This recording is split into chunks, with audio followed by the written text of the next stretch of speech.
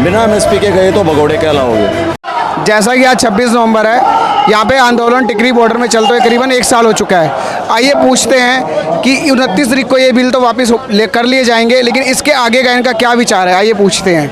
जी sir, आपका नाम? मीत मान है, जमींदारा स्टूडेंट ऑर्गेनाइजर, जनरल सेक्रेटरी हूँ।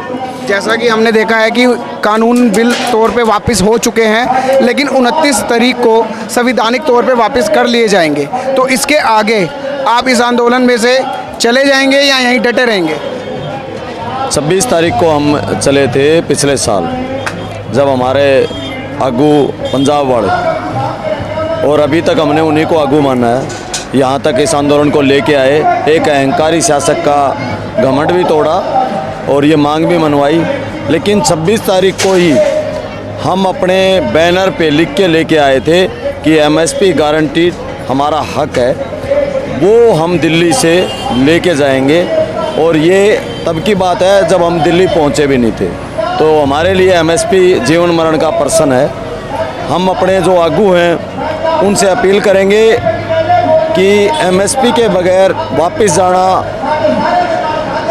बिना एमएसपी के गए तो भगोड़े कहलाओगे। लेकिन जैसा कि आपने सुना है, कह दिया गया है कि एमएसपी पर एक कमेटी का संगठन किया जाएगा। एमएसपी भी एक कमेटी का संगठन होगा, उसके बाद उसकी मीटिंग्स होंगी, फिर विचार होगा।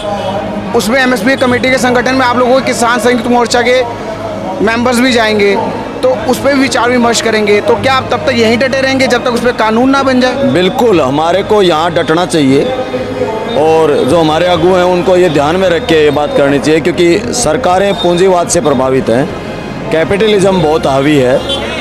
सरकारें बदलने से या सरकार के मानने से काम नहीं चलेगा, कानून का रूप देने से काम चलेगा। संख्या कम करनी हो या रोडों से हटना हो, अगर टाइम लगता है 2 महीने लगते हैं, 1.5 महीना लगता है, 3 महीने भी लगते हैं, तो यहाँ पर बहुत ग्राउंड है। आंदोलन को सीमित कर दिया जाए।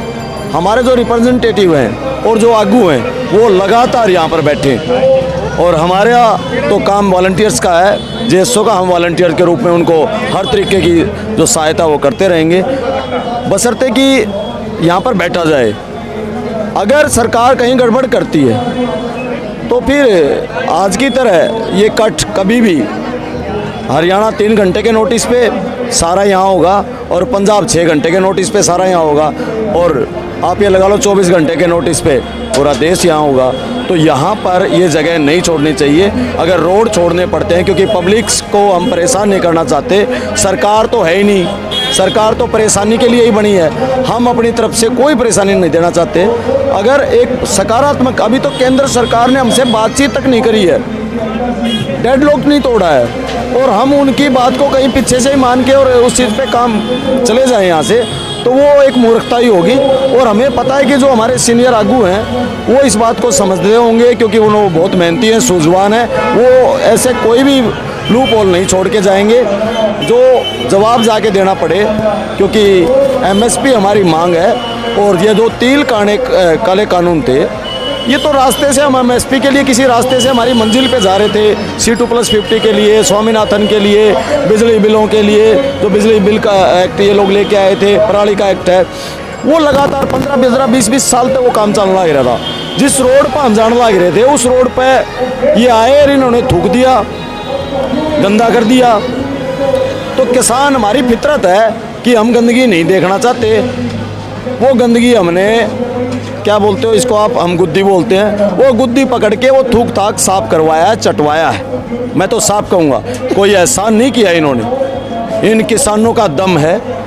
और चौधरी छोटू राम ने एक बात कही थी, अब थूक तो चटवा दिया, लेकिन हमारा मंजिल तो वो कानून है जो एमएसपी से रिलेटेड है, जो C2+50 का है। और चौधरी छोटू राम ने एक बात हमेशा ही कहते थे कि दबी हुई सरकार को और दबा लेना चाहिए, और ये सरकार किसी कर्म की नहीं है, अब दबी हुई है। किसान ने इसकी कमर तोड़ी हुई है। अब आगुओं के ऊपर है कि वो इस टूटी हुई कमर की सरकार को कितना रगड़ के चलाते हैं, क्योंकि ऐसी सरकारें और ऐसे निकम्मे शासक रगड़ने के ही होते हैं, इसमें कोई डाउट नहीं है। वो कोई हमारे ऊपर एहसान नहीं कर रहा। 750 नर बलि किसानों की वो खा के, और जब वो मुकेम्बो खुश हुआ था, हमारे हुड्डा साहब ने लिखा था एक बात, तो ये कोई हमारे ऊपर एहसान नहीं कर रहा। हमारे बुजुर्गों ने यहाँ बैठ के और हमारे को ये कहा है, जो पंजाब के मोगा से हमारे एक सबसे पहले बुजुर्ग से यहाँ पर, जिसकी वजह से मैं नहीं हिला, जिसकी वजह से JSO के हमारे साथी नहीं हिले, वो उसका कारण ये है कि उस बुजुर्ग ने एक बात कही थी, मेरे मरने के बाद मेरी डेड बॉडी यहाँ मत रखना, मेरे पिंड में ले जाके और मेरे शमशान में जो है ना वहीं जलाना, लेकिन आखिरी सांस चेक कर लेना कहीं मैं जिंदा ना हूँ। तो ये बहुत बड़ी बात है। ये आंदोलन चाचा अजीत सिंह का 1907 वाले आंदोलन के बाद की कड़ी है। सेम काले कानून उन्होंने वापस करवाए थे, सेम अब करवाए, तो चाचा अजीत सिंह वाला रोल तो पूरा हो गया। लेकिन चौधरी छोटू राम ने 1938 में किसानों के हक में मंडी एक्ट, आपका जमींदार एक्ट, भूमि का जो हमारे को अधिकार दिलाया, वो ऐसे बहुत से कानून, साहूकारी से मुक्ति दिलाई, कर्जों से मुक्ति दिलाई, वो सारे कानून बनाने वाला वो आदमी था, मजबूत आदमी। आज हमारे पास छोटू राम नहीं है, इस पंजाब के पास, इस देश के पास।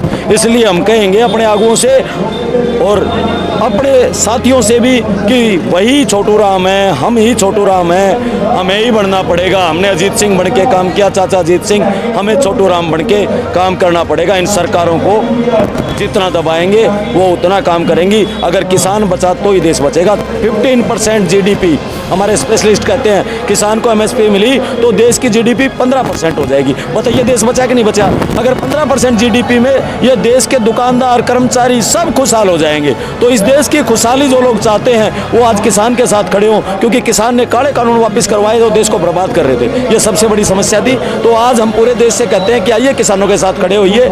मीडिया को भी कहते हैं कि आइए, हो गया सो हो गया, अब तो मीडिया के असली रूप में आ जाइए। और सबसे जो भगत बने बैठे हैं उनको भी कहते हैं कि भेड़पने से बाहर आइए, क्योंकि हम आपके लिए खड़े हैं, आप हमारे लिए खड़े हुए हो। आइए देश के लिए लड़ते हैं। जय जवान, जय किसान।